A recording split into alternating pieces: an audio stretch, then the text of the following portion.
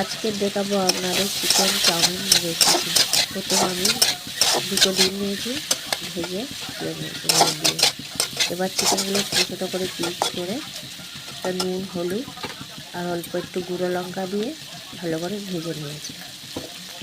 দেখুন, ওটা ভালো করে ভাজা হয়ে গেলে তুলে নিতে হবে।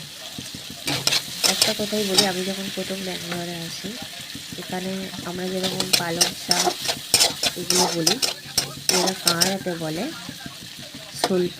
প্রথম তো আমি একদমই বুঝতাম না স্বল্প আবার কি। তখন পরে বুঝলাম যে এরা শাকে বলে স্বল্প। এরকম আমার চিকেনটা ভাজা হয়ে গেছে, এবারে তুলে নেব।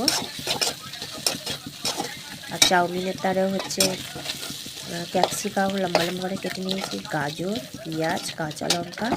আমার কাছে এইটুকুনি সবজি ছিল, ওই জন্য এই সবজি দিয়েই বানাবো চিকেন চাউমিন। কিন্তু খেতে খুবই ভালো হয়। ঘরে এরকম বানিয়ে খেয়ে দেবো, বাইরের থেকে ঘরে এরকম বানিয়ে খেলে খুব টেস্ট হয়। এবারে অল্প নুন দিয়ে দেবো যাতে সবজিটা ভালো করে সিদ্ধ হয়ে যায়। স্বাদ অনুযায়ী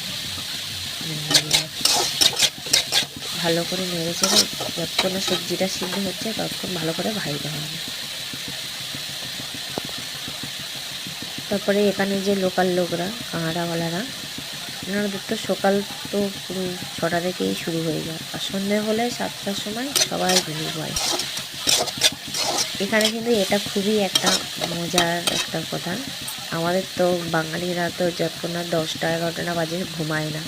আমরা 7টা বাজলে সব শুয়ে পড়ে, কিন্তু সকাল 6টার সময় সবাই উঠে যায়, সব যে যার কাজে চলে যায়।